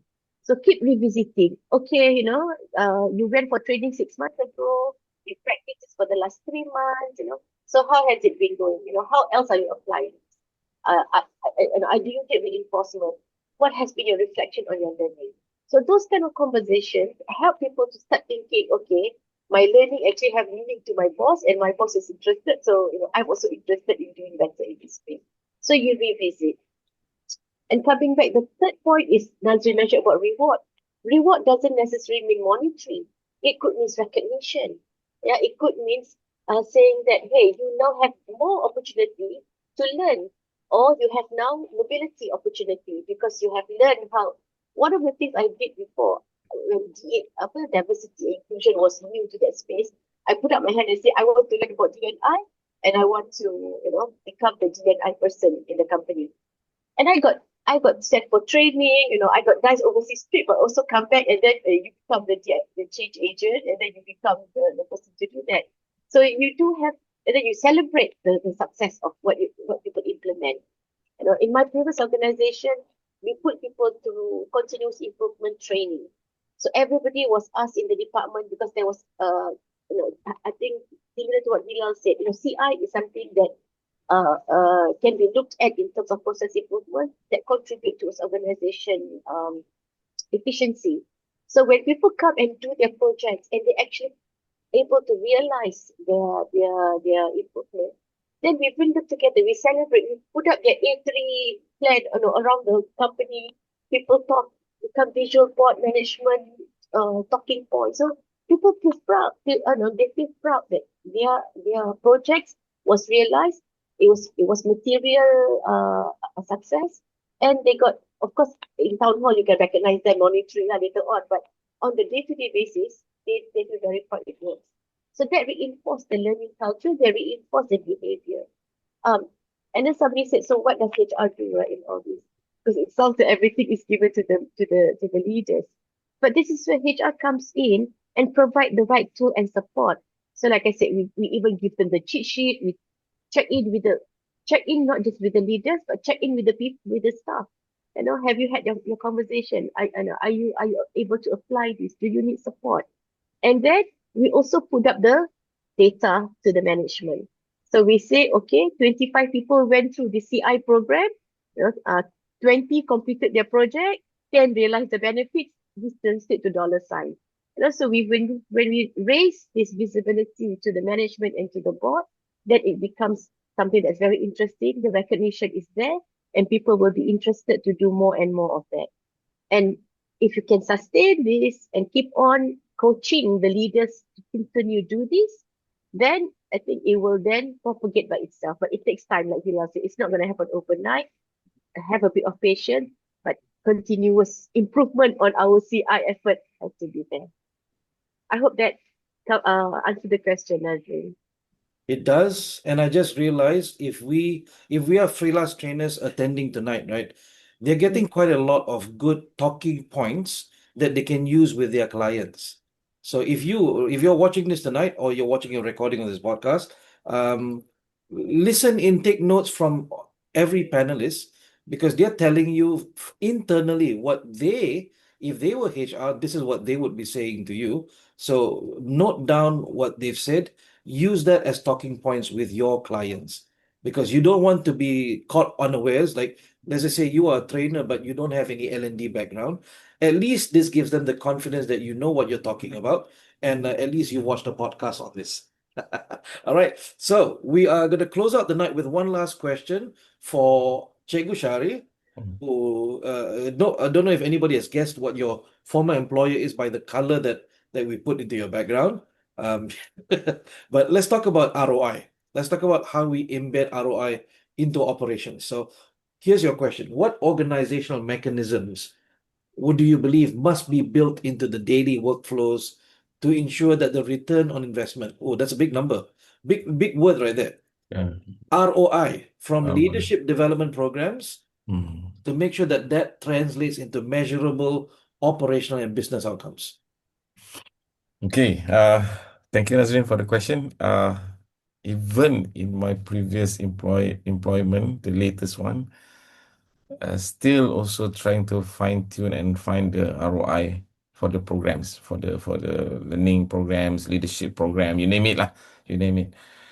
But then again, still the mentality of I think not only my previous employer, but as well as other organization, if I'm fair to see it, they're still looking at the classroom event, berapa ramai attended, completed, tick, can we claim the HRDF, things like that. But You're telling me your old organization is still doing this? there are some part of it, but The we are pockets. moving. We are moving. Okay. I think being like a not only pioneer, but I mean the one who are at the forefront. We need to lead by example, basically. But then again, having reflecting on the experience as well as my last 7+ years experience, training thousands of people in the organization, I can say there are three specific organizational mechanism that can be built into the rhythm of business lah. I think the first one is basically from the approach called the metric to module alignment mechanism. I think people always say, hey, do a program. When we do the program, the ROI will go in. But actually, ROI begins before the leader even enters the room. I mean, the participant enters the room. So that means the conversation must happen between the leader as well as the talents or the participant that attending the room. And they must agree what kind of performance baseline that they will link that particular soft skill, especially macam leadership kan, to a hard number. Because I'll demonstrate to you through the mechanism, example, and outcome. For example, like every participant must identify one operational needle they intend to move as a direct result attending and completing this training or program. For example, we take a plant manager attending a communications and influence workshop. It could be 2 days, it could be 2 months, or it could be 6 months. That's a lot of investment. The aim shouldn't just, I want to speak better. You need to quantify it. So, for example, perhaps their goal that can be quantifiable is their goal should be to reduce the permit to work approval cycle time by 15% through clearer stakeholder alignment. How are they going to do clearer stakeholder alignment? Of course, they will definitely use the tools, the theories, the words that they've learned in the communication and influence workshop, because that's the target, 15%. And basically the outcome, you transition just from measuring satisfaction, puas hati lah stakeholder dengan aku, to measuring efficiency gain. I mean, if you look at those, the previous objective to it contains the SMART elements, basically. That's the metric to module alignment mechanism. The second approach is basically the reflexive feedback loop, or we call it micro coaching.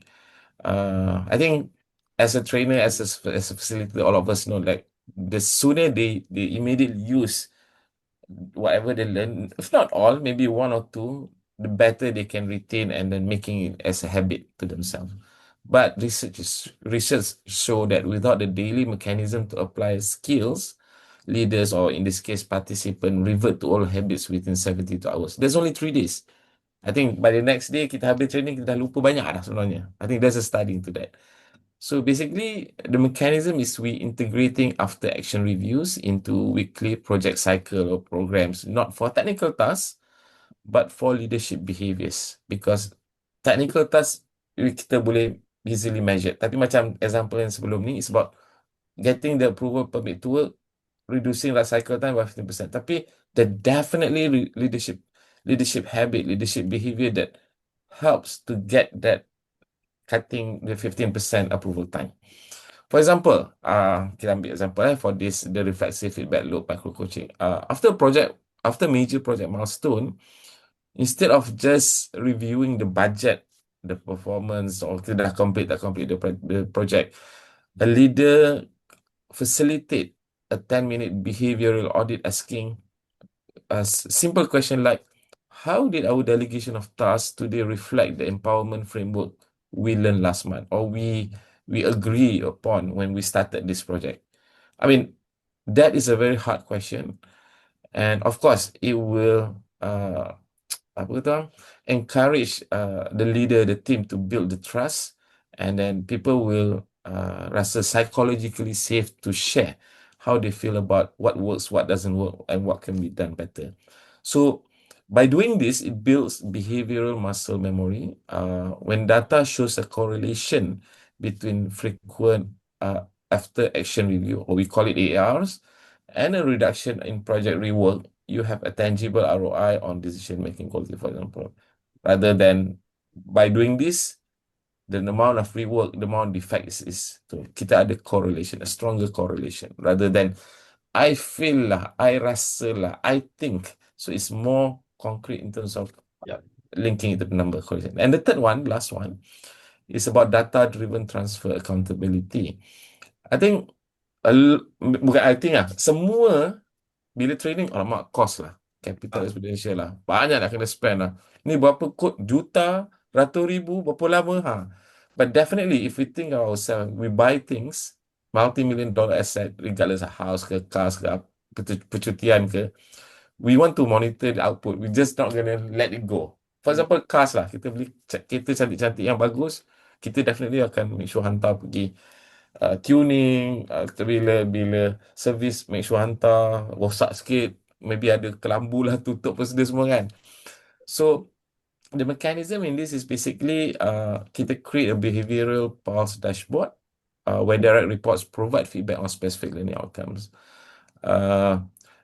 In my previous employment, we have an annual cultural survey in which people give feedbacks on the culture of the organization, plus people give feedback on their respective superiors. And then after that, the superiors will have to have a conversation with the team.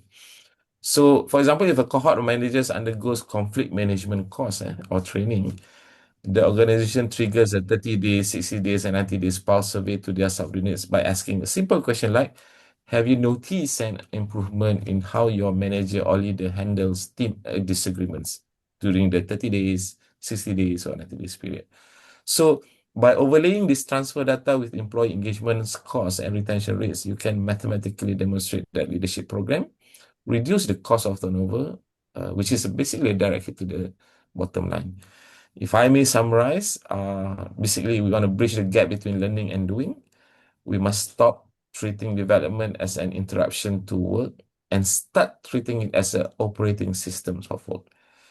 So by embedding these three mechanisms, return on investment of training ceases to be a theoretical projection, and it does become a visible line item reality in our quarterly reports. And that is what board of directors, the top management would like to know and happy to know about it. I think that's all. Thank you very much. I am very happy for tonight because we've planned this podcast a couple of weeks ago, and none of us, I think, knew what it was going to turn out like. But it turns out that we have managed to provide quite a balanced view, from something very qualitative to something very quantitative that supports the participants, supports the employees, supports the learners in them being able to have that learning transfer and behavior change. We talked about support systems, we talked about measurement systems, we talked about how do we, within the love triangle, help each other to be able to create structures and cultures to help people grow. So I think, when we first discussed doing this together, it was all volunteer based, but somehow I think Allah just put us all together. The best people to talk about this are here tonight, or were here tonight, and we've heard a lot from them. So I thank you, my dear panelists, and I thank the participants who are with us here tonight for a couple of hours. This podcast was meant to be recorded only, but thank you for attending and listening, and thank you for understanding that we didn't turn on your microphones or the chat function or the video for you to interact with them. This was always planned to be one way for now. So once again, a round of applause for our panelists. Thank you for coming tonight. For the participants, for the people who are listening in, thank you for giving us an audience to speak to. But aside from that, thank you for supporting our very first podcast. We will see you in the next one. Pray that we can do something new with other panelists, or maybe with the same panelists, discussing topics that are relevant to us as freelance trainers, us as L&D practitioners, coaches, and basically people within the ecology, the ecosystem of learning and development. But for tonight, that's all I have for you. That's all we have for you. Thank you very much, everyone. Have a good night. Assalamualaikum warahmatullahi wabarakatuh. Goodbye.